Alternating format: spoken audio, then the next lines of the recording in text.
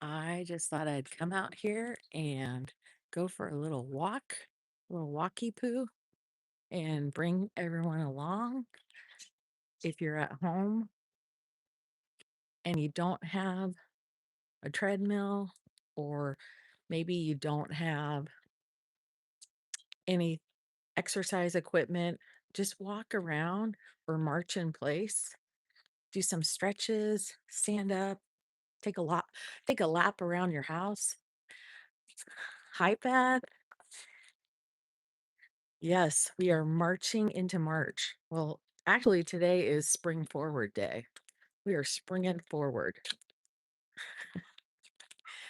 Our clocks went ahead an hour, and here we are, right? March 8th. How did it get to be? Whew, it is cold here. A little bit cold. Let me show you the sky. But let me tell you, the wildlife, they are pretty certain that it's spring because the animals are so alive this morning. The birds are chirping. So many different varieties of birds because all the chirps are different. Whew, it is cold. I'm about to zip my jacket up. I woke up with a spring in my step. I mean, I usually do, but if you don't know who I am, I probably should say that. My name is Meg. Hey, I'm 57 years young. I'll be 58 this summer. But 4 years ago, we would not rear. I had a lot of anxiety, mild depression, and every day getting out of bed, my ankles creaked. And I used to sidestep to get down the stairs because in the morning it was pretty bad. I was on high blood pressure medication, and I just really didn't know how I ended up where I was. I had really bad rosacea, hot flashes, zero energy. And I just always had this anxiety, and something I haven't shared with anyone. So since it's just us talking, I'll tell you. Um, After my dad passed away, well, before he passed away, I was driving every day. I took a leave of absence. Back then, I was in corporate America, and I took a leave of absence so that I could drive down to the hospital every day to see him and my mom. And it was about an hour and 15 minutes from where I live. So I drove every single day. And this was from December 14th until he passed on January 14th. And I drove every day. Well, it rains a lot here in Oregon, and that particular year was very rainy here. And so we would it was usually me, sometimes my sister, and we would drive down there and it would be raining sideways. Well, after he passed away, we were driving home from the funeral, and I was driving, and my husband was next to me, and my kids were in the back seat. And I got this re- terrible panic attack. I didn't know at the time what it was, but it was a horrible panic attack. And I ended up kind of getting like a tunnel vision, and I thought I was going to pass out. And I just kept opening my eyes even wider and was holding on to the steering wheel with both hands, gripping it so hard. And I was just so afraid I was going to crash. So I pulled over on the freeway where it was safe. I pulled over. Well, I don't know if it was safe, but there was a big enough shoulder on the road. Switched places with my husband. And that was the start of some pretty severe anxiety every time I drove. And so It was bad. I went to my doctor and I was afraid. From that point on, I was afraid to drive because I was afraid I was going to have another panic attack and possibly pass out and crash my car. So, I ended up going to my doctor, but here's the deal.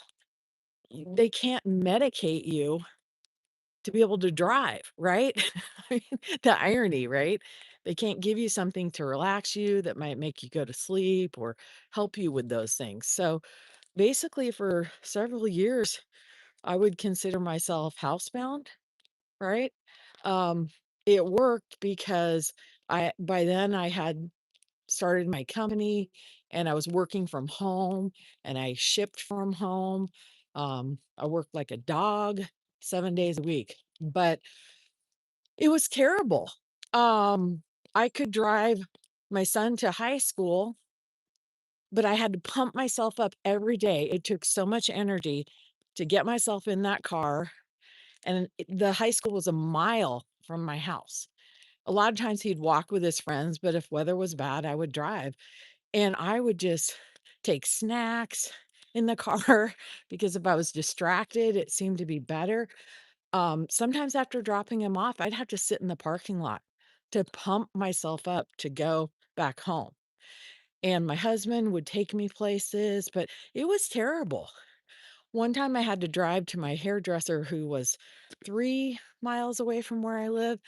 And on the way home, I had to pull over, and my son and my husband came to get me. And I just felt broken. I cried. Um, It just was awful. It was a really, really bad period in my life, and I have never shared that because it just sounded so goofy to tell people that I had anxiety about driving. But what I wanna tell you is that it has gone away, and I can drive. I can drive for miles and miles, and before this happened, PS, I was a road warrior. I live in Oregon. Let's go drive down to Southern California. Let's drive anywhere. I love to drive. My first car was a TR7 convertible. Let's go. And, so that was a really crippling time in my life. Good morning, Josie. So, sorry, want to share all that with you guys, but literally changing what was on the end of my fork changed my anxiety. Ah, yeah. CC, yeah. It changed me. And it happened gradually. I mean, I call it the slow fast because a lot of things happened really fast when I changed to a whole food plant-based diet, and I didn't really know what was happening because my bandwidth when I switched to whole food plant-based was just get me through the day eating just plants, you know? Let's shove a few more potatoes in my mouth. I know that I really leaned into the chart, the caloric density chart, and I knew anything up to 800 calories per pound, I could eat unlimited and I'd be okay. So that's how I got through in the beginning. And I didn't realize how it was cognitively changing my brain pattern, how I reacted to stress. And it's almost like a seed. Do you remember in grade school when we would plant seeds in the springtime in those little Dixie cups? And we'd say, huh, is anything going to grow? That's exactly what happened. And then all of a sudden, you've got these little bean pods, right, on the end of your tiny seed that grew in that Dixie cup over a month or two. That's exactly what happened to me. And I'm not special. The science shows that the results are typical. It's the food, it's the food, it's the food. If you don't know me, I lost 70 pounds 4 years ago. I switched to a whole food plant-based diet, not willingly, but because I had so many chronic conditions and I was desperate and I really thought I would only do this for about a couple weeks. I mean, originally, I only committed to 1 week, and then I felt pretty good, and I lost 3 pounds. I was like, "What?" I wasn't even trying to lose weight. I was trying to get rid of the rosacea on my face. It was itchy, inflamed, and I just thought, "At 53, I cannot be a fat, obese woman with a pimply face." I thought, "I wanna be one of those cute fat women." Isn't that what everyone says to themselves? Because I'd already given up on weight loss. I was like, "Girl," I had done Jenny Craig, Weight Watchers, MetaFast, South Beach diet, carnivore diet, um, what else? You name it, I tried it. And I put a lot of time, a lot of money, and a lot of energy into the same results. I'd lose a little bit of weight, but it wasn't sustainable, it wasn't enjoyable, and it didn't improve my life. And so with this program, this lifestyle, this diet, I thought, "Hmm, is this really gonna work?" And I kept waiting for the other shoe to drop, and let me tell you, 4 years later, is that shoe gonna drop? Yeah, it's called tap dancing. Let's go. In fact, maybe I wanna go tap dance, take a tap dancing class. Hmm, what do you guys think? Oh, Nutrisystem. I forgot that one too. Nutrisystem. Oh my, there's more. I've been a chronic dieter since I was 11. Last night, oh, yay, the ranch dressing. Isn't that great? Okay, you guys, the comments are fading on my phone. They didn't fade last time, but this time they're fading. So, Josie, if you said more, you need to post it again or just like, sorry, I'm a slow reader. Yeah, that ranch dressing's delicious. So, yesterday on the show, we made crab cakes, crabless crab cakes. Does anybody like crab cakes? My husband's not a huge fan. He loves tuna fish, but he's not a huge fan of crab cakes. But Grant and I, oh, oh my gosh. And we made tartar sauce. We made low fat tartar sauce. It's fantastic. Grant is the sauce king, and he had made that top sauce before. That's right, Beth. Beth said I ate her crab cake. I did. We made 5 of them. 4 were regular size, and 1 was a baby. And Grant was getting ready. I love those crab emojis, Beth. Grant was getting ready to we only filmed until, uh, 11:45 because he was headed out with his friends. Yeah, oh, you love tuna fish sandwiches, but crab cakes are not your thing.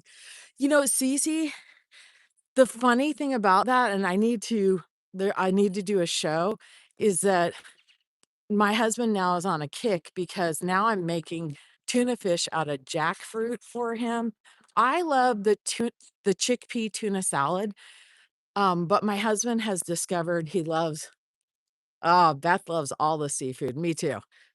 Um, he has discovered this he really likes jackfruit tuna fish that I make him, and his favorite has always been a tuna fish sandwich with tomato soup, which I think is kinda weird because tomato soup goes with grilled cheese sandwiches. By the way, you can make my hard cheese and do a grilled cheese sandwich. No, that we haven't posted. We literally Josie, on Saturdays Grant and I both work full time. On Saturdays, we do all our filming. Not always, sometimes we have to film during the week, but we filmed it yesterday, and I'm not sure what day. It'll post between now and Friday. But as soon as I find out, I'll tell you guys. I'll tell you in school when he, posts it. Yeah, jackfruit is really interesting. It has a texture um, like, you guys ever did you guys ever get the chicken in a can or anything like that? Or I guess tuna in a can. It has that flaky texture to it, jackfruit does. So a lot of people use it in recipes for, um anything like a barbecue pork sandwich, that type of texture, but it really works well for tuna fish. And so my husband's happy as a clam because he gets his tuna fish sandwich with tomato soup and it's all plant-based. So we can't complain, right? Um, yeah, so we still my quiche, my beautiful quiche recipe has not posted yet. Um, so Cece, mayo. Um, it sounds really crazy, but we make our mayo out of tofu and it's really good. So tofu is the mayo, and so our mayo is the base for, like, tartar sauce and a lot of things. You can even make, your ranch dressing. Any creamy dressings, you can use tofu as a base or white beans, but tofu really works well, and it's crazy. It tastes just like mayo, in my opinion, and it's, so good for you. It's on the website, you know, I need to post that in the school, some of the sauces I should put in the classroom, but we made mayo, I don't know, like 4 or 5 months ago on the show, so I should post that. Yeah. So, I woke up this morning, I was talking with Beth, I have a spring in my step, and I'm just grateful to be alive, honestly, because it wasn't looking good 4 years ago. Um, I'd been to the hospital a couple times thinking I was having a heart attack. My blood pressure was off the charts. It was really super high. And now I don't even take blood pressure medication. It's normal, it's leveled out. I always watch it though. Blood pressure is one of those things where literally you need to be really careful when you start a plant-based diet because it can drop really fast. Um, and it can go up really fast. So you need to always be mindful of your sodium intake. That's why I'm kind of a zealot when it comes to sodium. And don't get me wrong, I have sodium, but I choose it. Oh yeah, A1C too. That's right. Bring that bring that down. So, the health benefits you guys know are off the hook for this lifestyle. It's the only reason I made this channel is because I feel like I discovered the fountain of youth. And I know I'm not going to live forever, but I want to live well. And I don't want to get up every day saying, meh, right? Like I was, and trying to convince myself with positive talk how I can have a good day. Literally, you will physically change your taste buds. Okay, let's do the top 5 things that happened to me within the first 6 weeks of going whole food plant based. My taste buds, I stopped craving food, a lot of junk food that I used to have. I didn't believe that was possible. Ah, do you hear that, you guys? Beth just posted she has cut her blood pressure medication in half since she's come back to a whole food plant-based diet. Isn't that crazy? In half, right? That's what I'm talking about. Just literally changing what you eat every day. Ah, right? That's so fantastic. Amazing. I'm so happy.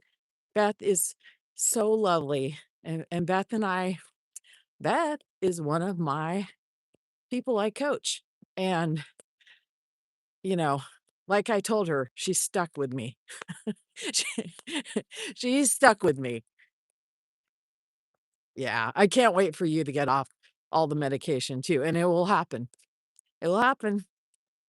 Results are typical.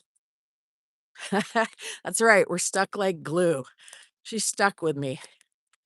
Um, but, not super glue. Oh my gosh. Did you guys ever use super glue and it would stick your fingers together? You're trying to work on a project? Yeah, okay. That's happened to me.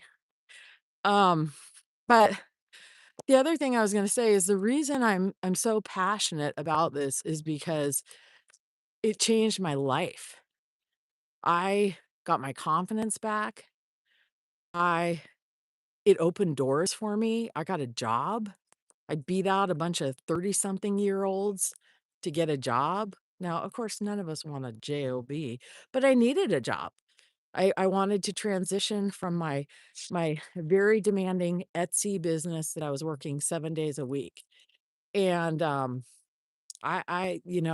my boss said, "You had a spark about you. I knew you had the energy to do this job," because 4 years ago, I wouldn't have had the energy to work a full-time job. Now I've got that energy and more, and I do this. This is my passion. This is my passion project. This is what I will do for the rest of my life. I hopefully from Maui on a lanai, I'll be cooking, singing, dancing, and we will all be kumbaya, right? We will all be hugging and embracing this because it has changed the course of my life for the better. And all by changing what was on the end of my fork. Oh, thanks, Cece. I really appreciate that. I have days where, you know, things are coming apart at work and all the same things all of us do, right? And and relationships we have and everything. But this lifestyle really helps me be able to cope with daily life stressors. It helps me focus. It helps me be a better person, be a better mom, be a better friend, be a better human. And I just want to help others. That's it. I just want other people to experience what I have experienced and continue to experience. Okay, another myth. So, will the cravings go away? Yes, they will. Will they go away completely?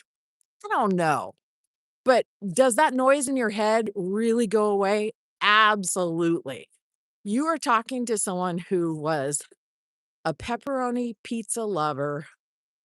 I probably had pizza 2 times a week. We, got a lot of takeout, and of course, I'd say, "Well, it's fancy takeout, right?" Whatever. It's still garbage. Uh, but I the cravings went away. I go to Mod Pizza, if you guys have a Mod Pizza or Blazing Pizza or anything like that. I love those places because you can create your own pizza, your own toppings, and I just load up on veggies and tomato sauce, and at first I thought, "This is weird with no cheese." Now I love it, I embrace it. There's a tiny bit of oil in the crust, but again, this is not something I'm doing every day. This is a once in a while treat, and in the beginning, that was my transition. Every Friday night, that's what Jim and I did. And we loved it. It was fun to have someone else. Now we make our own pizza, but once in a blue moon, we'll go. And, guess what? I'm fine. It was great. And so so number 1, yes, your cravings will go away, right? Amazing. Amazing. And number 2, you'll start to crave things you've never, never craved before. Carrots and celery. Um, and number 3, all the food I make on this channel is delicious. And I don't know if it's more delicious because my taste buds changed or if it's just genuinely delicious. I give to some of my friends and some of my neighbors if we ever have leftovers, which a lot of times we don't because we love the food so much. But I will give it to my girlfriend and she will, she's like, "Oh my gosh." And she's not just saying that to be nice to me. We've been friends for 25 years. We're past that point. We don't need to give each other platitudes. But she really enjoys everything. One time I made a batch of cheese sauce and it wasn't the best. Um, I don't know what I did wrong one time. And she had some of it and she said, "It doesn't taste like cheese." But then I made another batch and she was super happy with that one. So there you go. Life is not perfect, right? Am I right? But yeah. And she check this out. She's trying to help me. Um, she has connected me with someone who needs a speaker at an event for life, women transitioning in their life. And so I'm in talks with that person, which I'd be honored to speak at an event and share my story and how it has changed my life, my family's life, just improved the quality of our life for the better. Okay, number 2, I'll never be full on this diet. I'll always be hungry or starving. False. I'm more full now than before I started a whole food plant-based diet. Like, I try not to stuff myself, like, past that point of being uncomfortable, but there have been times where I have eaten a little too much, too many potatoes, but guess what? My digestion works beautifully, and I'm fine, and I don't gain with potatoes and all the whole foods I eat. So, the only time I get into trouble is with nuts. I love nuts. Yeah, I agree, Josie. Whole foods are more filling. You know, the truth is, obese people are starving. Obese people are starving. Yeah, you can challenge me. Obese people are starving because they eat small amounts of food for the most part that's super high in calories and fat. But guess what? It's low in nutrients. And so what happens is they're hungry in a couple hours or they don't feel satiated. And yet they've just ingested 2,000 calories and 35 grams of fat, right? It is literally a math equation. And then on top of that, they don't feel good because, and I'm speaking from experience. I walked this walk. I am telling you, I'm not preaching, I am telling you. And the reason I've leaned into learning about the science is because I'm fascinated to know why this worked and 100 other diets didn't. Okay. So that's why I do this. I want to know why this is working. Why? And it's pretty simple. When you really look at caloric density and the nutrients that are in whole food plant-based, your body is getting all the things it needs to run that engine more efficiently, more beautifully, calms your brain down, calms the inflammation in your body down. So every time I eat, I think, is this helping me? Is this calming down inflammation? Is this hurting me? Is this causing inflammation? Is this causing stress in my body, in my mind? Right? So that is how I get through, and I'm a weirdo, I'll admit it,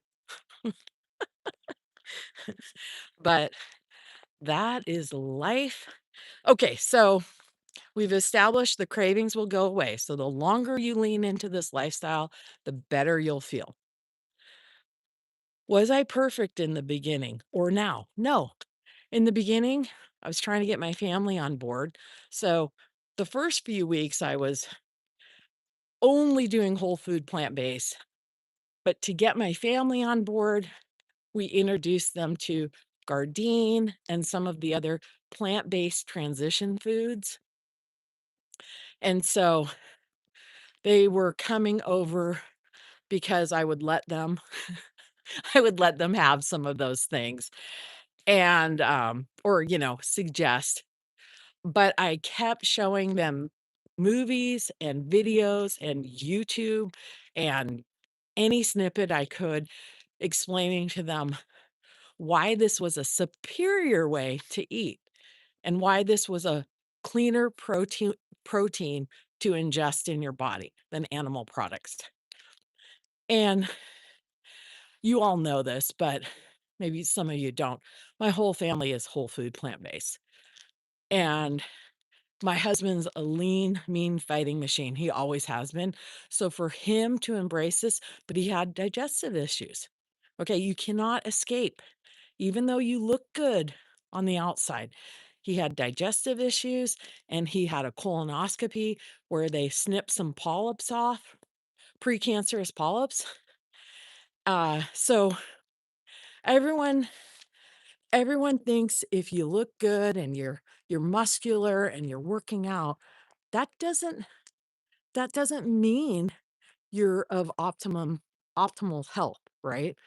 So he leaned into this lifestyle. Both my sons, obviously, you guys know Grant and Jack, who has a birthday coming up. Very excited for him. They lean into this lifestyle and they feel better. They tell me. And if there's anything that I'm the most proud of in my life, I'm super proud of myself, but it's my sons and my husband that I have influenced them for the better. And that means the world to me. And the people like you guys. We are here collectively. Um I can't see, is anyone leaving comments? I can't really tell. Um Sorry about that. Okay, so back on track. You know me, I digress. The cravings went away. I'm full. I'm satiated all the time. I'm in a better mood. Not because I'm living in Hawaii. Clearly, I'm not living in Hawaii. Clearly, I'm wearing a down jacket, but I'm in a better mood. Have my circumstances changed? No. The one thing that's changed is what I eat, the food I put in my mouth. And do people recognize my mood and my positivity? It's not fake, it's not Pollyanna. I have my own moments. Um, but overall, I'm in a really good mood.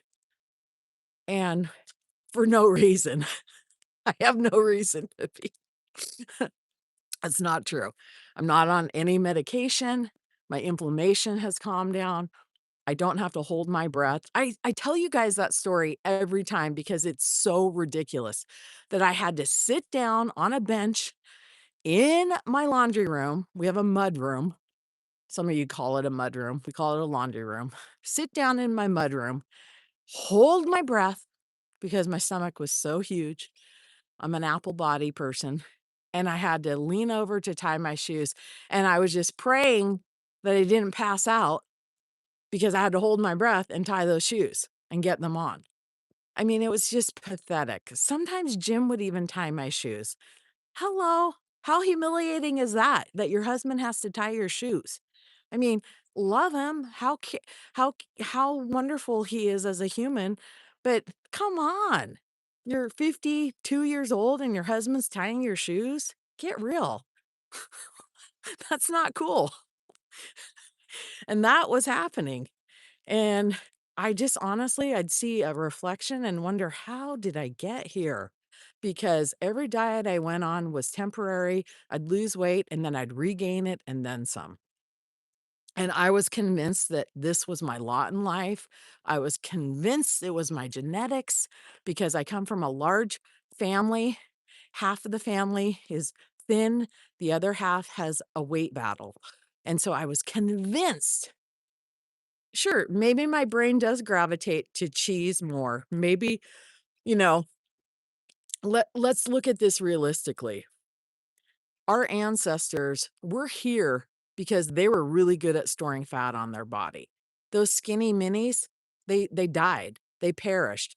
But we're here we're here because we're superior. We're here because our ancestors were able to be seeking missiles and find food that was high in calories and fat because they didn't know when the next time they would eat. Well, unfortunately, in this modern day, we have so many processed foods and shelf-stable foods, and a lot of the ingredients they put into those are addictive, they're bad for your body, and they're not good, for lowering your inflammation and they cause chronic conditions over time. So, it's just like what you put down your garbage disposal. You don't put oil down your garbage disposal, so don't put it in your body. It's great for lubricating, um, things that are not living creatures, but it's not good for us. It's okay for your skin, to moisturize your skin, but don't put it in your body. It's 4,000 calories of fat, and you don't miss it. Don't buy that tomato sauce at the store that has oil in it. Make your own. It's super easy. I've got a recipe online. And the other thing I want to say is I thought this way of life would be super time consuming to make all the food. In the beginning, I would only make one recipe a week. Like I didn't know about the chicken enchiladas yet. We hadn't made those or played around. But in the beginning, I made a lot of bean burgers and a lot of salads, obviously, um, and a lot of potatoes, a lot of beans, a lot of greens, just really eating simple, like literally opening a can of black beans, rinsing them off, putting them in with some broccoli, maybe some arugula. I love mixing up things, some seeds, um, you name it, and then putting a low fat dressing on with no oil. And that was so delicious. So in the beginning, I didn't make a lot of these fancy recipes. And I have loved ones that literally don't have a kitchen. And they have the only thing they have is an air fryer and one of those portable stoves like I use on the show. And they are able to make really delicious food that way. And that's my whole point is you don't have to be fancy, you don't have to be a cook. I hated cooking. And I wasn't good at it. I was notorious for getting the bag of Costco chicken, gross. That makes me want to barf.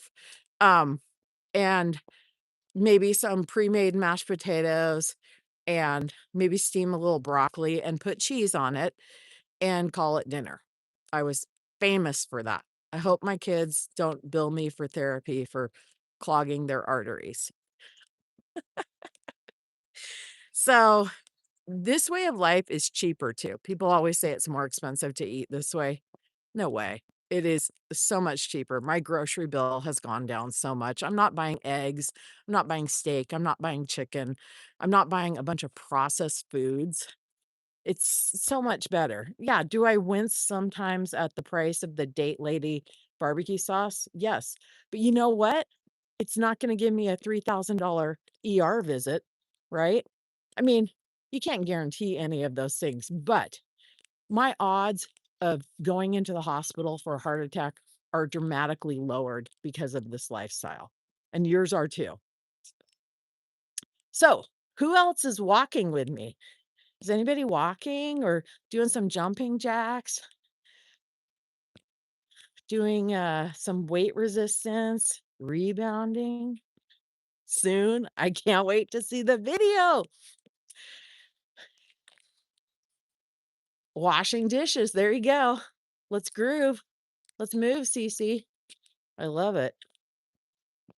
Oh, washing dishes is so, cathartic. It's kind of a form of meditation in my opinion. Oh, Josie, rebounding.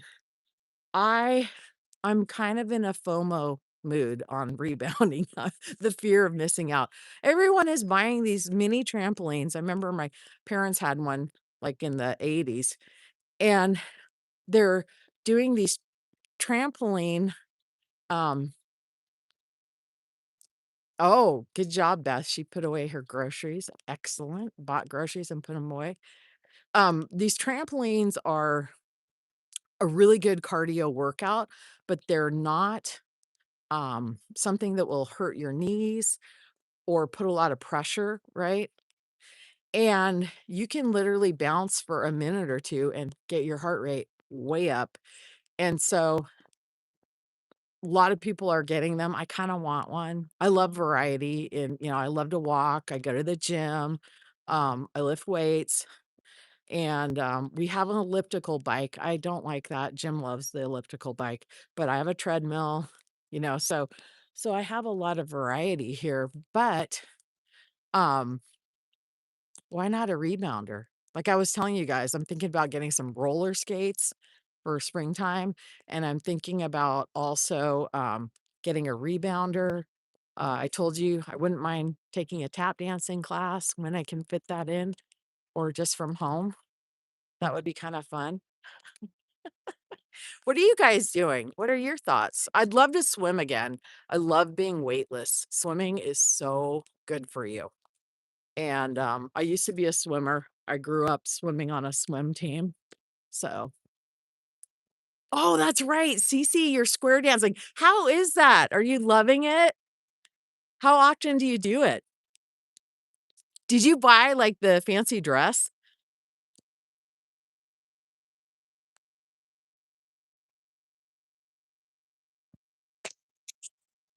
That is something I've never done. I've done line dancing before, long time ago.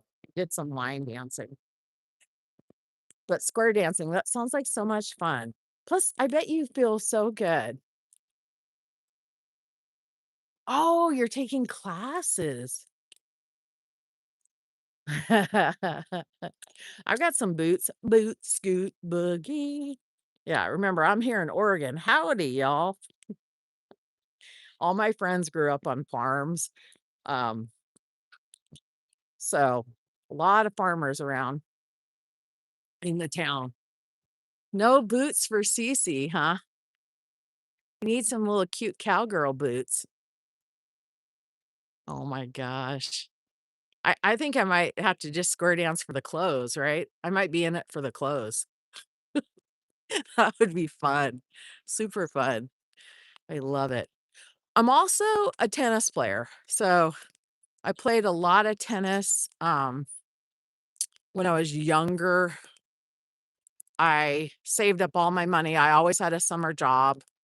And so I would pay for my own tennis lessons. My dad said, you know, we're not rich and I'm not getting you a membership. Tennis has always been kind of that stigma that it's a country club or golf club thing. But tennis, there are free courts everywhere. And I don't belong to a club. Grant and I just almost every day after work, if he's not working, we'll go play. So that's something I love to do. Jim will play a little bit, um, but Grant and I and Jack, my other son, when he comes home. And let me tell you guys something. There is no better feeling than beating your kids at tennis when you're 57 and they're 20 something, right? I'm a little competitive. No mercy. No mercy. When they're little and you'd let them win a game. No, doesn't work that way now. But it's not very often that I can beat them. Okay, I showed you guys this park last time. Look at this. Isn't this fun? We could have a potluck. We could have a vegan potluck here, huh? Wouldn't that be fun? I think so. I think it would be great. The other thing about leaning into this lifestyle, I was telling you things happen slow fast. So I got off my blood pressure medicine. I think it was about 7 or 8 weeks. But I know people that do this lifestyle and they get off medication sooner than that. Um, Blood pressure can be, I hate to even say this, but it could be something that some people are predisposed to it. That's not to say you can't get it in a normal range because the in Papua New Guinea, I think Dr. Esselstyn talks about this, but there's a tribe in Papua New Guinea whose blood pressure on average their entire life is 90. The top number is 90. Um, and they predominantly eat sweet potatoes. Like that is 80% of their diet is sweet potatoes. At least. It might be a little higher, but I'm safe to say 80%. So that's the other reason too that I lean into sweet potatoes. Last night for dinner, I had sweet potatoes and a couple of Yukon potatoes. The sweet potatoes I have right now are huge. And I put them in the air fryer. They're already cooked. And then I open them up and smash them and get them a little bit crispy. I had that, and I also had some crispy tofu, and I had an arugula salad with some things in there as well. Today, I'm gonna have the Christopher's Crunch salad. I love that salad from Trader Joe's, and I'm gonna do the 3-2-1 dressing. That's Dr. Esselstyn's dressing. It's 3 tablespoons of balsamic, 2 tablespoons of mustard of your choice. I like Dijon. Yes, there is sodium in there. Yes, there are brands out there without sodium. Do I like them? Not very much. And then 1 teaspoon of maple syrup.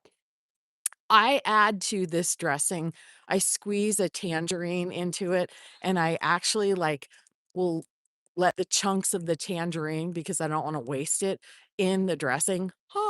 It's so delicious, you guys. So that's the 3-2-1, Dr. Caldwell Esselstyn's dressing. Super delicious. What's your favorite thing to eat? Like, what's your go-to? My go-to obviously is potatoes. I love french fries and bean burgers. I love making bean burgers. And if I can't find too many buns that are compliant or that are worth it, so to speak, because a lot of them have a lot of sodium in them and they're a lot of filler ingredients. Even the 100% whole wheat at the store, you flip them over. Ezekiel is my favorite, and I do a lot of wraps. So I'll take my burger and I'll cut it up and I'll put it in there. It still tastes like a burger. I'll put pickles, mustard, lettuce. What else do I put in my burger? Date Lady barbecue sauce. It's so delicious. So delicious. Ah, super windy. Now I'm going up a big hill. Let's go. Should I run? Okay, so the blood pressure came down. The rosacea cleared up in about 6 to 8 weeks. The first week, boom, my face stopped itching. That was great. The redness started to go away. The white bumps, like pimples, they started going away too. And keep in mind, I had just been to my dermatologist and she prescribed a couple of uh, prescriptions that I never got filled. And when I went back to see her in October, so I started this lifestyle in June. When I went back to see her in October for a follow-up, she said, "Wow, that medication took away your rosacea." And I said, "I never got it filled." And she said, "What are you doing different?" And I said, "I switched my diet to a whole food plant base." And she wasn't super surprised. And I asked her why not. And she said, "Oh, yeah, that can work." And I said, "Why didn't you suggest that?" And she said, "Because people won't do it." Can you believe that? Because people won't do it. So it wasn't even like an option on the table. Most doctors would just laugh and say, "Well, that's not what did it, something else." You can't be that obvious, like the nose on your face. But it is. But can you believe that? So not only am I glad that we're all here, but we're up against doctors. And we used to put, oh, Dave's Killer Buns. Do you know, Josie? Dave's Killer Buns, they're out of Oregon. He's out of Oregon. There's so many, Bob's Red Mill, they're out of Oregon too. They have an outlet store by their headquarters.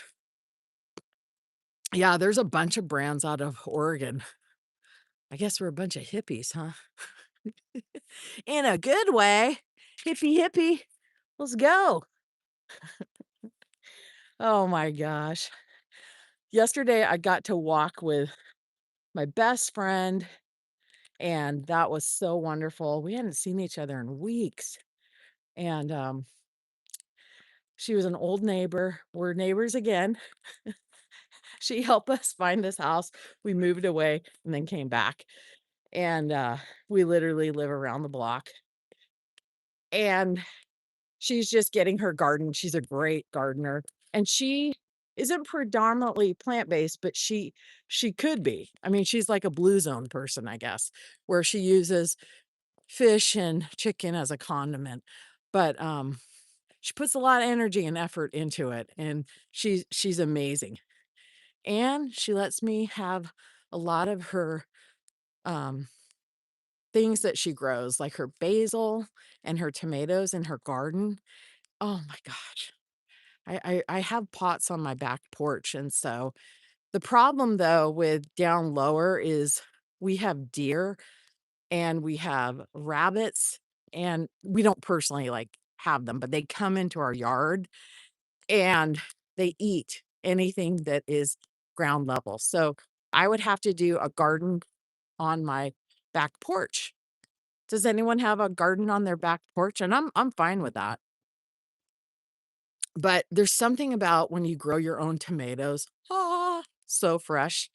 I'm thinking about getting some starters, some starter tomatoes. I think now's a good time. Do you guys have any suggestions what your favorite, variety of tomatoes are? I love the little cherry tomatoes, and I love, obviously, larger tomatoes for my burgers.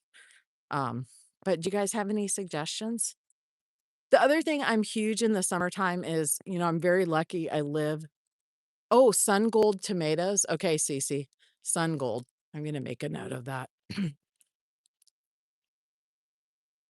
Oh, oh, I know, Beth. Beth sent me several recipes for making pickles, and I am so excited to do that. I cannot wait. Can't wait. I mean, I feel like a pioneer woman. The things I get excited about nowadays. Oh, Chinese cabbage. That sounds great. Sun Gold tomatoes are orange instead of red. Okay, I love those. I eat those all the time. I buy that variety pack at Costco, but I wanna grow them myself. You guys, I don't know if I've shared recently, but we're still getting whole watermelons. They must be coming up from Mexico, but if you guys don't know, my husband eats 2 watermelons a week. He loves watermelon, and he cuts them up, and he has bowls in the fridge, and we just munch on them, but that's really his thing. Plus, they have a lot of water in them, so I think it's great to hydrate. Um, Out in the country, so literally if you drive 5 minutes from my house, you're in wine country and agriculture country, and there are so many farms out there where you pick, or they have their own little farm stand. I go out there sometimes daily. Yes, for sure. Watermelon, CC, I know they're so good on the caloric density chart. Amazing. Um Amazing. So I go out to these farms and there's raspberries and blackberries. There's an apple orchard in the fall. Oh my gosh. And there's just everything. I'm trying to think Loganberries, Marionberries. We have strawberries. There is a farm where you pick their tomatoes and cucumbers and things like that. So and it has the most adorable store attached to it. Now, granted, they do have things in there that I don't buy, but, oh, they have a lot of really fancy kitchen gadgets and things. Um, but yeah, so in the summertime, I eat so many berries. Oh my gosh.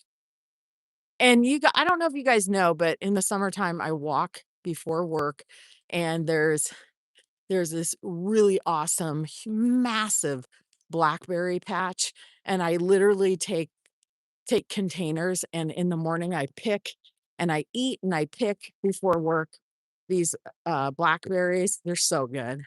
Oh my gosh. And they were ripe for, I wanna say, like, a month or 2. I mean, it was crazy, but, I made a pie, I made a blackberry pie, but mainly we just ate them. They were so good. I think there's a tiny bit left in the fridge. Oh, Cece, come visit. Come visit. We've got an extra bedroom. Anyone's welcome to come over. I know. Right, Josie? It is so hard waiting for the farmer's market to open. We have a couple here that, have already opened, um, but the berries, holy moly, they are so expensive. I mean, they're expensive to pick them, but, I mean, they're like gold. They are gold because they're good for us. But again, when people say this lifestyle is expensive, not really. I have compared my food budget. Oh, how wonderful that the farmers markets are open most of the year, Beth. Well, that's Florida for you. That is Florida for you. Love it. Love it. Let's see. So my taste buds changed. I got off high blood pressure medication pretty fast. And then within the first 6 weeks, I lost 13 pounds. I felt fantastic. Like on the inside, I felt like a rock star. I was still really fluffy. That's what I say. I was still pretty fluffy. And but my attitude had changed. I had hope. I didn't really find this way of life hard. Yes. Healthcare. Okay. Let's go there. I don't know what you guys pay, and my husband works for a pretty great company, and our healthcare, and I do too, off the hook. And it's not, this is my biggest gripe. It's not preventative. The healthcare is reactive. Our healthcare system should give us a gym membership or make it available to buy um, resistance weights or a weighted vest. It should give us things that improve our lives and prevent chronic conditions, right? When I have to pay $10 for a container of grapes, and let me tell you guys, for years and years and years, I would not pull the trigger on fruit because it was so expensive. I'd buy some sad looking apples and I would buy some sad looking oranges. That was about it. And bananas. Bananas are always cheap. And but I wouldn't spring for grapes or blueberries or raspberries or any of that. But would I buy processed foods, Nabisco's 100-calorie snack packs all day long? I'd buy that crap. I get really passionate about this because this really upsets me. And McDonald's, a cheeseburger. So why is a bag of grapes $10 and a cheeseburger a buck? I'm going to tell you why. Because our tax dollars are subsidizing all of that processed food.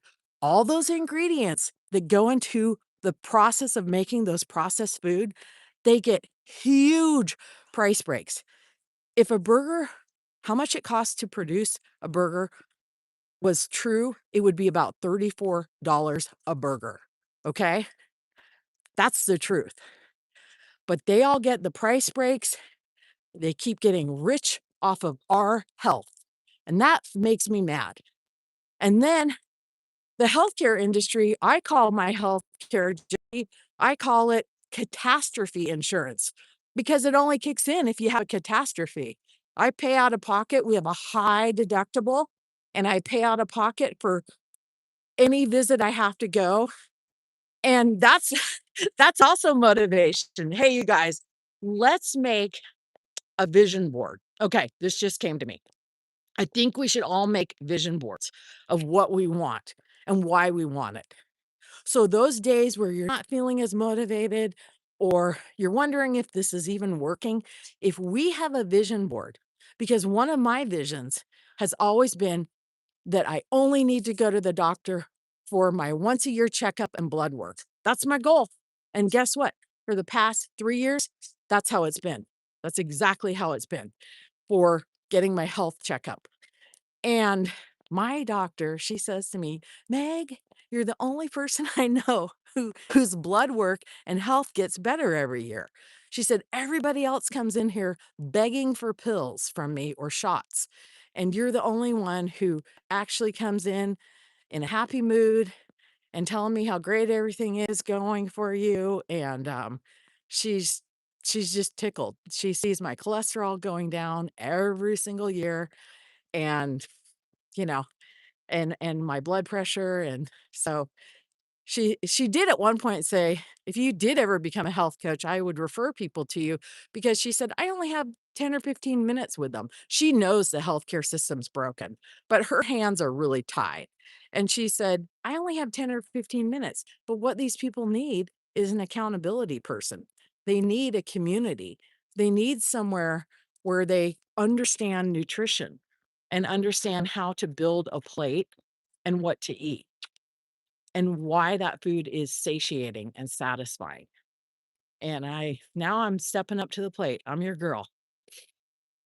That's the truth. I unapologetically say I am your girl because I walk this lifestyle. I have reaped the health benefits, and I just want it for everyone else. It's possible. And I would have laughed in your face. Oh, the other thing too. And I'm not saying you have to give up alcohol, but I don't drink any alcohol, nor do I crave it. And I used to be someone who had a glass or 2 or 3 every day. Yep. And I it that was the other thing that gradually went away. So in the beginning, I did not remove alcohol from my diet, but I I did moderate. Um, Dr. Esselstyn, if you haven't read his book, How to Prevent and Reverse Heart Disease, highly recommend it. How to Prevent and Reverse Heart Disease. He he literally in the book, he talks about 24 case studies of people who were cardiac cripples. So they had had so many stents and bypasses that they were no longer a candidate for any more. So if they had any other blockage that happened, they were SOL. He also helped people who had blockages in areas, um, oh, blockages in areas that were inoperable. So those people were in that bucket where they're called cardiac cripples. And then he had people where they couldn't take the well, at the time there wasn't any medication. I can't remember what the other reason was. But anyway, what I'm saying is that that book is so powerful because he literally just changed their diet and they recovered, and they showed x-rays of how literally the blood vessels, the veins around their heart expanded, and they actually were reversing that chronic inflammation that was causing the blockage. People were able to walk again without pain. I mean, incredible, just incredible story after story. My favorite story is a doctor he worked with, a surgeon at the Cleveland Clinic who had a heart attack. It was in an area that could was inoperable. This guy wasn't overweight. He ran, but he ate the standard American crap diet. And he was really depressed after he had his heart attack because it was inoperable. It was in an area they couldn't get to. And what ended up happening, he went over to Dr. E's house and had dinner. They were friends, his wife, and with Jane or Anne and Dr. E. They all had dinner together, all four of them. And he said, "It's your diet. You got to change it." So he did. 5 years later, that artery looks perfectly fine, that blood's flowing. In the book, it shows, what it looked like when he first started on the diet and then 5 years later. So, no one is immune. That was a doctor. The other thing I wanna share with you guys, guess what cardiac doctors and surgeons die from the most? Got a guess? Yeah, I know you do. Heart disease. Cardiac doctors die from heart disease. That's the number one killer. I'm not saying they are not educated, they are not doing their due diligence, and I'm not saying not to take medication or to have the surgery. Because what we're really good in this country at, we're really good at treating acute conditions. And a heart attack is an acute condition, but it's caused by chronic conditions that leads to the event. The event is acute. Oh, yeah. I love Dr. Esselstyn too. He's amazing. And the whole family. I took I took his course 2 years ago, about 2.5 years ago. And it was so fun. He used to have it live at the Cleveland Clinic, and I woulda gone if it would have been live, but it was virtual, and he literally was in his living room. There was myself, my husband, probably 30 other people, and yeah, that's right. The SAD diet is the number 1 killer. Um he was in the living room, it was so fun, and then later Anne went into the kitchen, and she was showing us some of her favorite recipes and also some of her favorite hacks, like, I've told you guys about the no bull burgers and also, the actual veggie burgers. Those ones are very minimally processed, and they're Esselstyn approved, so, just so you know, if you if you need, I say break in case of emergency, have a couple boxes of those in your freezer because you're gonna have those nights where you're like, "I don't have any food." Throw one of those in, have a couple potatoes, you're good to go. Um, you're not gonna have a snacksident, right? No snacksidents, or we're trying to minimize snacksidents. This is not about perfection, this is about progress. Progress, not perfection. Yeah, I love the Esselstyns so much, and I've talked to him. I've talked to Doctor E, uh, 2 or 3 times. My husband's talked to him several times. That guy is brilliant. For free. Our doctors around here who went to God knows what school, and do you think any of them have ever called me on my cell phone? No. Do you think any of them have, followed up on anything? No. But here, this guy who's written a New York Times bestseller, who's a very well-respected doctor from the Cleveland Clinic, went to Duke University, won a gold medal for rowing. Uh, it's unbelievable. This guy's calling us. Oh, and when he goes to voicemail, he says, "Oh, I'm sorry I missed you. I'll try you back again tomorrow around 3 o'clock your time." Are you kidding me? Talk about integrity, you know? It's amazing. So stop putting your doctors on that God pedestal because they're not. And I'm not saying not to listen and respect them, but take it with a grain of salt because most of them had about 4 hours of nutrition in school. They're really good at understanding what drugs interact with what. They're good at acute conditions. But when it comes to health, no. Heart disease is still the number 1 killer in the world, and it just keeps growing. So, think about that. And we have statins. And I'm not saying don't take your statin, but statins were supposed to be the cure all, right? How's that going? That's my point. That is my point. But if you're on drugs and you're living this lifestyle, congratulations, because those drugs, you'll need less and less of them. And I'm not saying you're going to be off drugs forever and all of them. I'm saying the chances are pretty high. The burgers, CC, that are it's called No Bull Burger, so it's N-O and then it's Bull, and then the veggie burgers are called Actual Veggies. Ugh, I hope I'm getting that name right. I'll put it in our school community, Actual Veggies. So, I think it's important to have those in your freezer for emergencies. The other thing I do is when I make burgers, black bean burgers, or whatever kind of burgers I'm making, chickpea, whatever, I try to make about 8 to 10 and then I freeze them. And so I'm always delighted to find one in my freezer when I'm needing something and I'm just too tired to cook.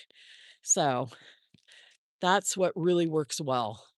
So no bull burgers and actual veggie burgers. But my point of telling you guys all of this is that we are the minority. I don't even know what the percentage is. And so you need to drink the Kool-Aid, so to speak. You need to drink the healthy lifestyle. You need to come to crazy YouTube channels like mine and join my school community because I can't tell you enough how this has changed my life. Oh, my favorite no bull burger is the mushroom. The mushroom burger is my favorite one, Cece. I love that one so much. And for actual veggies, that one, I love them all. They're all pretty good. I think there's 4 flavors. My local store, I think it has the mushroom and what's the other one? I think it's the sweet potato one. Anyway, I love them. They're so good. They're so good. Um, yeah, so I don't know. I woke up with a extra fire in my belly today. So here I am, and I hope you guys are listening. I hope this resonates with you because for years I didn't embrace this way, and I knew about whole base probably 2 years before I went. Oh, lunchtime. Ooh, I love that minestrone soup. Nice work, Josie. Woohoo. Oh, soup. That sounds pretty good. I can't decide, you guys. I'm gonna make well, I have leeks, so I was gonna make a potato leek soup today. I also wanted to make a chili. I love having chili, especially over potatoes. Let me think about that. I definitely have to make the potato leek soup because I have a couple of leeks. So I can just freeze what I don't use. Um, okay. So we got that. The other thing too is I'm making you hungry. I know. I'm hungry too. You guys are making me hungry. Um, the other thing too that I want to say is I have a friend who is a nutritionist, and I said, if you were able to feel, you know, like you feel right now, right, till your dying day, would you follow a whole food plant based diet? No aches in your joints, great energy, optimism, you know, would you do this lifestyle? Right? So that's my question to you. If you could feel as good as you've ever felt on your best day, would you do it? Would you? I mean, maybe you wouldn't. Maybe you're saying no, Meg. There's a lot of people who say no. But if I told you that the addiction cycle would go away, that you would not crave processed foods, you would not crave junk, would you do it? Would you? Yeah. I am high on life. High on life. Oh, interesting. I don't know who said it, but the rosacea, I asked my doctor, my dermatologist. By the way, they make about 500,000 a year. If you didn't know that, look it up. They're one of the highest paid doctors. Um, but my dermatologist, yeah, everyone's saying, "Yep, yep, yeah." This is an amazing lifestyle. But my dermatologist, what I was going to say is, I asked her about that. I said, "Is it the wine?" And she said, "No." I guarantee some of it was the wine. But keep in mind, that's what I was gonna tell you guys. I didn't give up alcohol in the beginning. I cut back because in Dr. Esselson's book, he allows his heart patients to have 1 drink a week. So 1 ounce of liquor or 1, 10-ounce beer or 1 glass of wine. Um, and so in the beginning, I was like, well, if Dr. Esselson says I can have it. And it wasn't just 1 for me. I definitely was having 2 or 3, but that was a huge cutback for me. Right. And eventually, what happened was just by making that huge change, I slept better. Anxiety definitely went down a little bit, and, eventually yeah, That's true, Josie. Alcohol can cause flare-ups for some people and for other people, not so much. Just like everything we're talking about, it's different for everyone, but in general. So, Jim, could take or leave alcohol, so it wasn't like I was surrounded by a lot of heavy drinkers or anything like that. Um, but I definitely drank way too much. And I did it more out of coping. It was my way of coping with my anxiety, my depression. It got to a point where it wasn't so much about buying a beautiful bottle of wine. I'm like, yeah, give me the box wine, right? Because it's cheap. And I put it in my fridge and it was easy. It was just almost like having water out of a container. How sad is that? But but that's the truth. And I'm not gonna sugarcoat it because I wanna be relatable. Yeah, total empty calories. Now, if you put a glass of wine in front of me and a piece of pepperoni pizza back in the day, I'd choose the pizza, and then I'd probably drink the wine afterwards. So so that's where I was. But it really was a coping mechanism, and I think there's a lot of women in their 40s and 50s and beyond that do use alcohol to cope with emotions and stress, loneliness, depression. There's no shame in that. I'm just saying, ugh, I'm so sorry, Cece. Right? There's no shame. The only shame is not admitting it. And I'm not saying you need to admit it to other people. This is not a confessional or anything like that. For me personally, I am sharing to tell people there is hope. You can change. Yeah, food, definitely. I was using food and alcohol for emotional purposes. And I have a beautiful family. I love my family, but the stress of life and lifing, my parents passing away, uh, sibling relationships, all that stuff, right? Um, just getting to me, waking up at 50 and wondering what is going on in my life and feeling like it's half over and have I accomplished anything?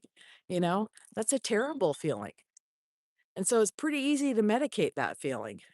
And everyone does it. I mean, I'm in Oregon. Holy crap. If you think you have wineries, we're the king and queen of wineries here. There's wineries everywhere. That's how my friends from high school like to meet. Go to a winery. Oh, look at this. Sorry to interrupt. Shiny object. Free. I'm going to show you guys this. As I trip. Free. And there's a whole bunch of pots. Hmm. Maybe I'll have to come back with my car. How cool is this? I could grow some tomatoes, grow some cucumbers. I could grow some herbs, right? How cool is that? I love it when people give free stuff away. I should put some stuff on the curb.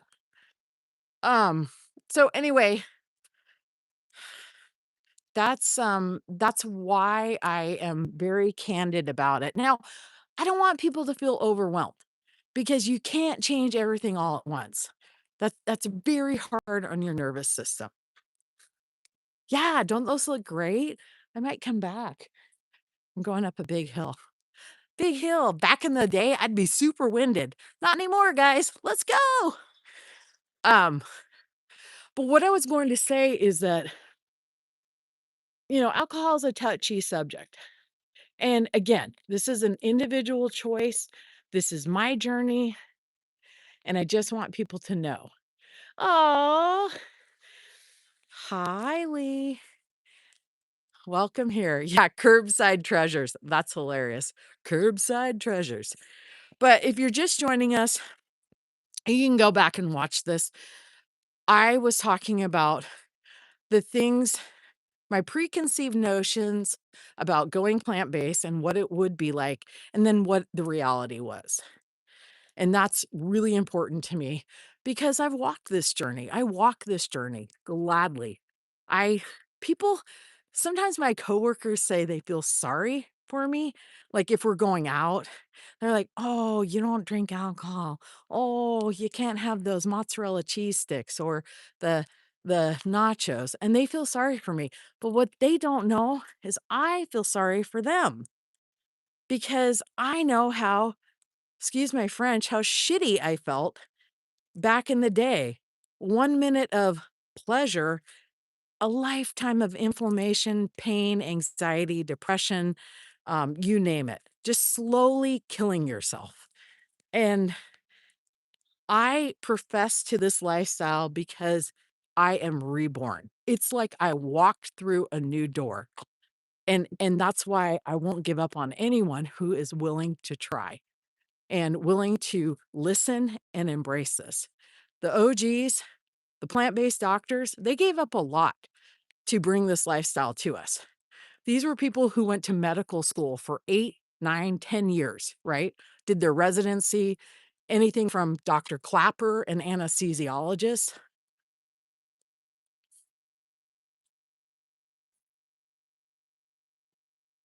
Yeah. Well, don't get hung up on that because what happens if the wine is, sorry, I'm responding to a question. Do not get hung up on the wine because in the beginning, I just kept it close to my vest and didn't tell anyone that I had this wine issue. That was a wino. I didn't tell anyone. This is me. This is my story. I'm telling you. And I kept it real close to the vest. But I wanted to try anyway. And what I found was the more plants I ate, less I craved wine because you need to remember within wine is a lot of sugar. And so I always considered myself a salty person, not a sugar person. And that's not true. It was that sugar craving, obviously the alcohol, I wanted all of that. I wanted to numb myself. It was self-medication, no doubt. But it's hard to get off that merry-go-round, right? It's very hard. So in the beginning, I gave myself a lot of grace and I just said, no negotiating on animal products or the food. I'm going to stick as closely as I can to this lifestyle. I'm going to make my pot of potatoes every week, a couple pots of potatoes, put them in the fridge. I had my date lady barbecue sauce, I had salsa. I was ready to go. And so that's what I did. I would lean in. And at 3 o'clock, I wanted to eat crackers and cheese and all those things in the cupboard. And at 5 o'clock, I wanted a glass of wine. But I screamed into my pillow and I said, "Nope, you're gonna do this for a week." And you literally what happens is it will lessen and you'll feel really proud of yourself. You'll feel better. It's like I say it all the time. It's a cha-cha, right? 2 steps forward, 1 back. And that's exactly what happened.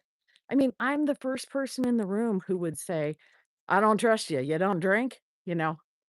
Okay, that's a crazy thing to say, but to me, I just couldn't imagine my life without alcohol. Couldn't imagine it. Social settings, anything. And now I wake up with a little spring in my step. I feel fantastic. I don't miss the grogginess, the hangover. I don't miss any of that. But to get to where I am now, I had to give myself grace then. And what I did was I allowed myself a few drinks a week versus 3 a night of wine. And remember that do you guys ever measure how much wine you're drinking at night? Measure it because if you say, "Well, I only have 1 or 2 glasses." Really?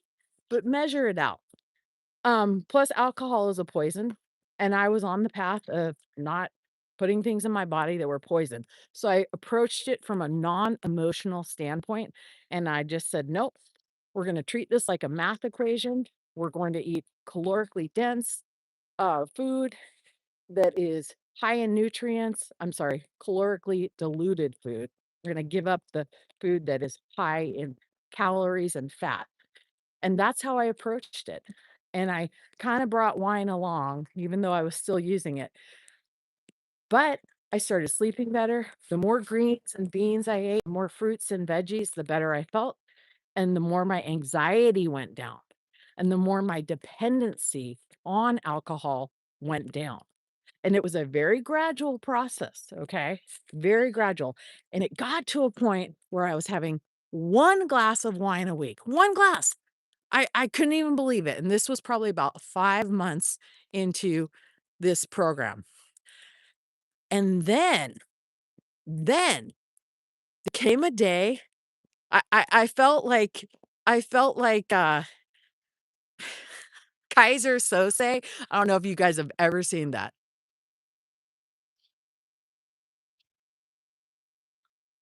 Oh, Cece, I'm so glad to hear that. I know cheese was my thing. Wine and cheese, they were competing for me. They were my boyfriends. Wine and cheese. They're like, "Hey, Meg, don't break up with us." I'm like, "Well, guys, I don't know."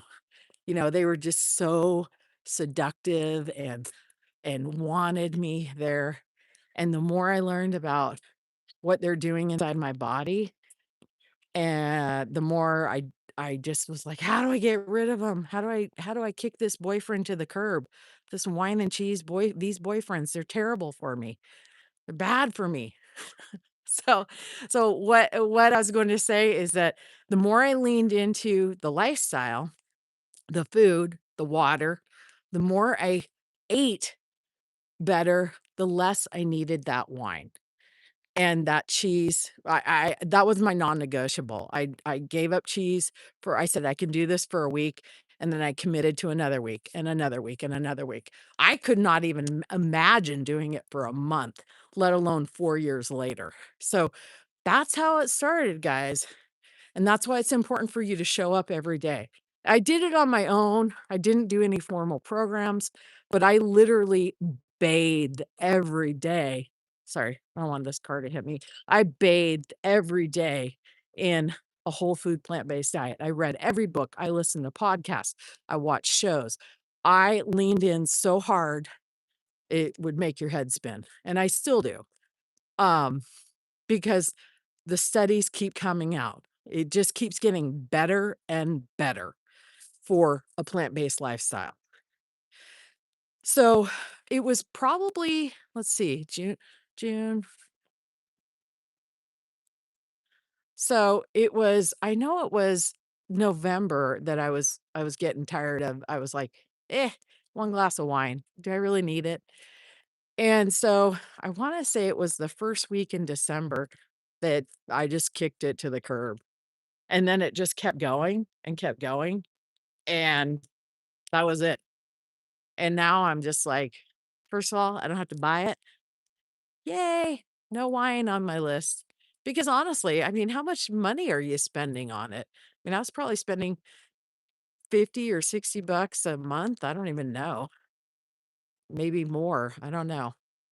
Um, and I feel so much better, right?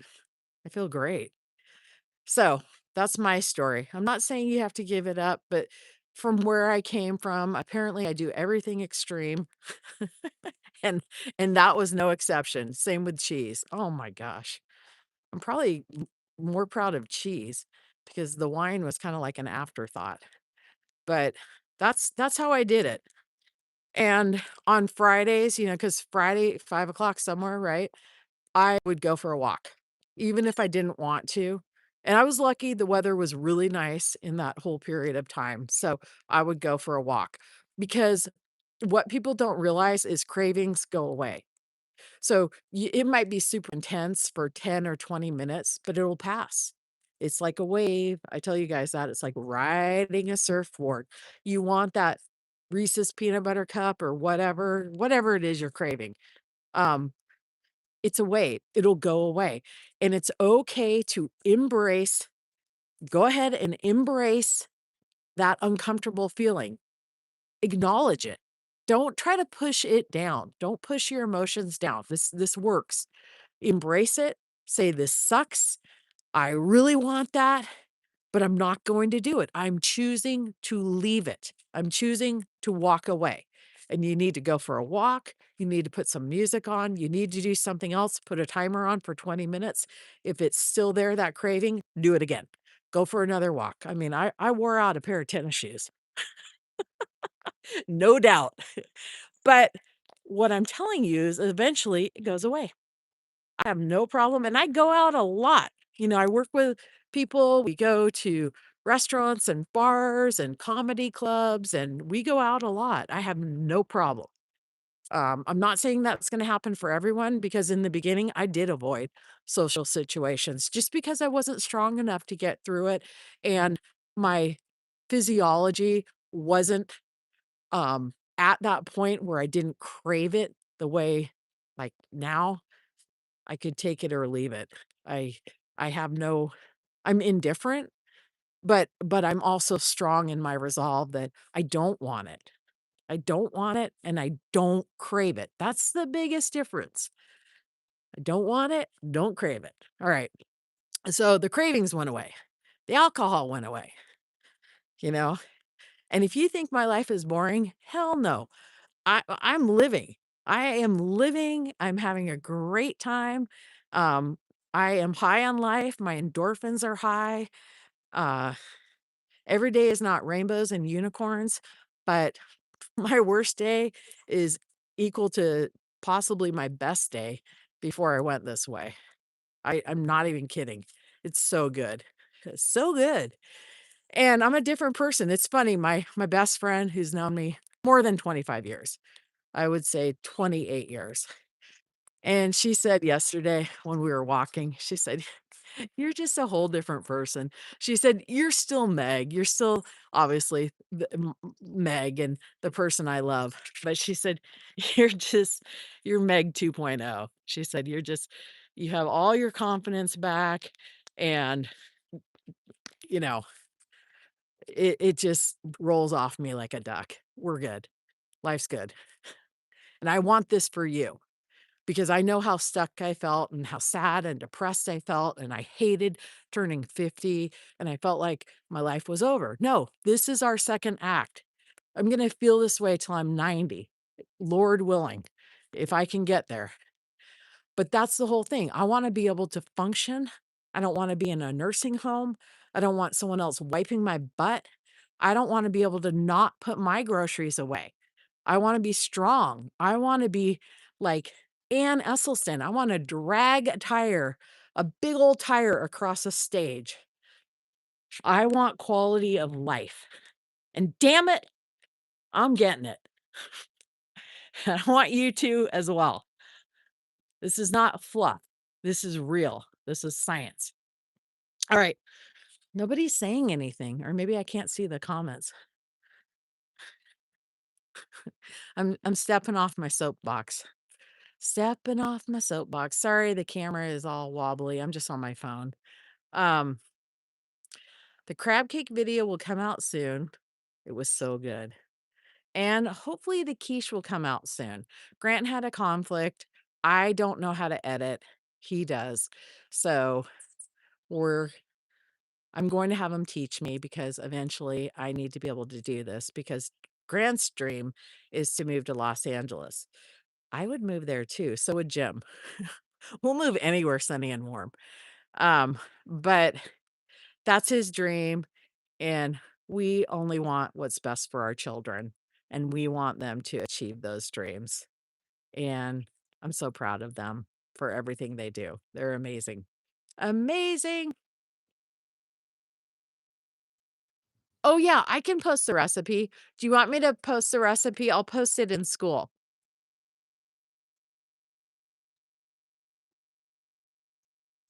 Yeah, I do too. Josie just, said something that's very important. I have to keep the bad foods out of my house too. So, my husband, full disclosure, he loves barbecue chips, um, and barbecue chips are full of oil and salt, and they can derail and they're high in calories, and they can really derail me. Yeah, let's go. That's right, Cece. Let's go, girl. We got this. And, so it's really hard for me. We have a system though at my house where he will keep it's literally like a plastic container. It's on the very top shelf, and that's where he keeps contraband. That's what I call it, plant-based contraband. And, my husband's the type of person I wish I was this lucky, where he can forget about things to the point where they get stale and he throws them away. I don't operate that way. So for me, they have to be not in my house or not in a place where I can get them. What? Wait, I didn't see that. Darn it, Beth, you said something super funny. Um, Junk food. Oh, yeah. Out of sight, out of mind. That's exactly right, Lee. Out of mind. I, um I have to have it that way. I'm so sorry if you guys live with people who are antagonists. That would be awful, but there are tricks to do, that I can help you with because remember, my family was not whole food plant-based for the first 6 months. So I had a lot of success. Oh, hello, Karen. Welcome. I was just telling everyone that it's really hard if there's junk food in your house, even if it's really hard if it's vegan junk food because then you're like, "Well, I'm not, you know, it's plant-based." And so what I was saying is that Jim does have, uh barbecue potato chips, but he keeps them in a plastic container and it's on the very top shelf. And that really helps me. That really helps me. And like I said, a lot of times he'll let things go stale and he'll throw them away. Not me, though. You know, I'm a heat seeking missile. If it's there, I'm going to think about it and maybe eat those barbecue potato chips. So that junk food has to be gone. I just can't I I'm good until I'm not good, right? I'm good. I can go weeks or months and then something happens and you're like, I want some of those barbecue potato chips. But I am showing Jim how to make them. I have this little device that you put in the microwave and it makes really thin potato chips and you can season them pretty good. And like I said, I could I don't care, but I'm telling you guys in the beginning, the first 6 months, they still all were eating whole foods. Sorry, they weren't eating whole foods, plant-based, but they would do things like to be supportive, they would go and get things that were like, "Look, this is vegan." And, anything that slaps a vegan layer on it, people would say, things like, "Vegan," and it's full of oil and sugar and, there's a lot of unhealthy vegans and vegans who have heart attacks and heart disease and stuff, so that that is not and I would try to be really kind to my family because I knew they were doing it out of love, they were trying to support me, but I can't have that banana bread that is full of oil and sugar, but I could make some that's really delicious, that's not full of oil and sugar, that's wholesome and full of, plant-based, it's bananas and it's whole foods, it's fiber. Yeah, chips are crack. Cece, I call them crack too. You guys know I make my own chips, out of corn tortillas that are really good, and I also make, potato chips out of really thin sliced potatoes, and it's great. I love it. But, yeah, chocolate, Karen, I'm not so much a chocolate person, but I can get my fix, when I make those dates and I put them in the vegan chocolate, and I put a little bit of PB2 inside with, a nut, those really satisfy me when I do get a hankering, and I keep those in the freezer, but I'm a salt person. I love, like, nachos and, tacos and anything salty. But I love muffins too. So I make a lot of healthy muffins, like, Dr. Bernard, he has a blueberry muffin I make a lot that's really good. I love, like, pumpkin muffins. I don't know if you guys ever saw my pumpkin loaf, mini loaves. Oh my gosh, those are so good. Pumpkin mini loaves. You literally just need a can of pumpkin puree for them, and you probably have all the other ingredients. They are so good. Banana bread, my family likes chocolate chips in it, I don't. So I'll make them banana bread, and then I'll make my own loaf of it. And I put flaxseed in there, and I try not to overdo on those things because they can lead to some accidents or just, overconsumption of any dry goods in this world. You're better off with wet. dry goods, they can pack on the pounds. So I really try to use those things as treats or just limit them, and I satiate myself on other things, but yeah, keeping chocolate out of the house, I hear that one a lot. Yeah, I love that's a great point. Beth was saying the sunflower seeds and raisins. I love all those things, you know? Do you guys remember as a kid if somebody ever gave you raisins for trick or treating? You're like, "What the" Yeah, pumpkin seeds are really good for you, and I love pumpkin seeds. I if you guys have Natural Grocers by you, it's called Natural Grocer. Their bulk section, they have so many seeds in there that are unsalted, so delicious, not roasted in oil or anything. I pick up a lot of their bulk, nuts and seeds there. So good. Um, yeah, you remember you'd get a pack of raisins or a toothbrush at, Halloween, and you'd be like, "What?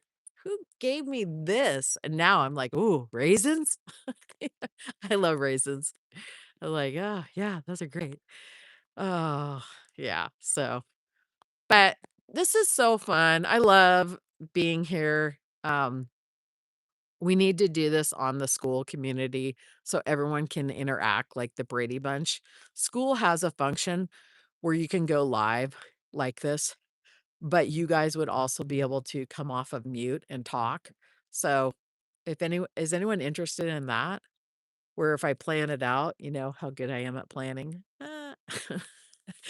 If I plan it out, it's only I am actually a good planner. I'm just juggling a lot. But what I was going to say, okay, yes, yes, ha ha ha. Yeah, it is like being on Zoom. I think it would be fun too. I'm in other groups and I go to their hangouts and it's literally people are eating lunch or drinking a coffee or folding their laundry and they're just hanging out, right? It's camaraderie. We are all doing something that 99% of the world doesn't do. It gets lonely, right? And I'm surrounded by a family that does it. So if I'm saying it gets lonely and I come on here because I need you guys and I want to talk to you. So if I'm doing it, I can only imagine what you guys are going through. Um, but that's we all need to buy a few acres and have our own village and pump each other up and each of us makes a delicious dish and we have a potluck and there you go. I love it. Um, but we'll do it on Zoom. I really want to do that. I want that community. There's 225 members on school and I want everyone to feel welcome and and tell me what they need. Like what is it that they're looking for? And we'll have a happy hour. You know, we'll have coffee hour and happy hour, right? It'll be good. Bring your green smoothie. I'm making some green smoothie when I get home. This is the fence to my house. These are my large bushes. Okay. I love you guys. I will post in school. Give me a little bit of time here and I'll get on school and post those burgers, some of those recipes. Um, and anything else you think of, just post it in school. And I will I'll do my best.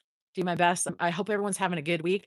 What are you preparing so that you don't have a snacksident this week? What are you guys preparing that you're not gonna have a oh, bye, Josie. What are you preparing this week so you don't have a snacksident? Or your odds of having a snacksident lower? How's that?